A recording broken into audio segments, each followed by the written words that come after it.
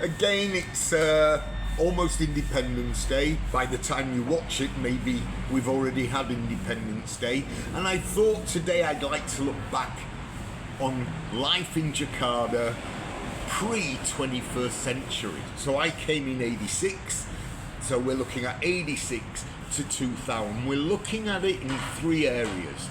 And the first area is this. This is the Yorkshire Society. That's me. The bottom line is the Yorkshire Society was one of many societies that were in Jakarta for many, many years.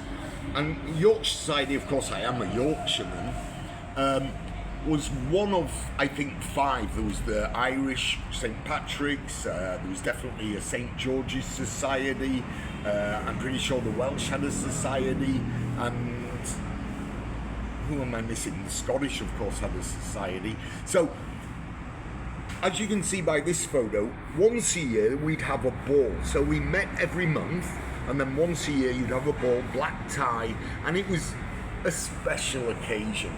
So that's one part of our social life. The second part of my social life, anyway, was this. And this is the Wanderers. Many pictures of. And the Wanderers were my football team. When I say my football team, myself and two friends started the Wanderers. By the way, a lot of people don't know this picture. This picture is the first Wanderers team that ever won a trophy. And yes, this is Raganan. Anyway, we used to play a lot at Raganan in the early days, and we also used to play a lot at Block S.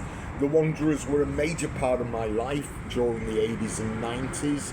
A lot of fun, Saturday, social. What else was there to do but have a good game of football and a lot of beers later? And of course, talking of beers, the next area was Jalan Pelatihan. Jalan Pelatihan was the main drag for expats when it came to alcohol, especially on the weekend.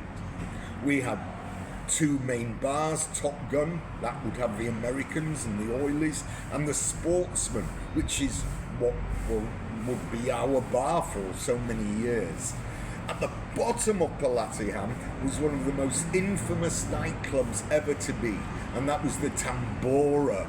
I don't know whether that rings a bell to some of the old expats, but my God, everyone talked about the Tanamore or Duets, but the Tambora to me was just something else. Anyway, that's Jalan Pelatihan. Now, another thing that we had was this. And this was at the Eastern Promise. Yes, that's me.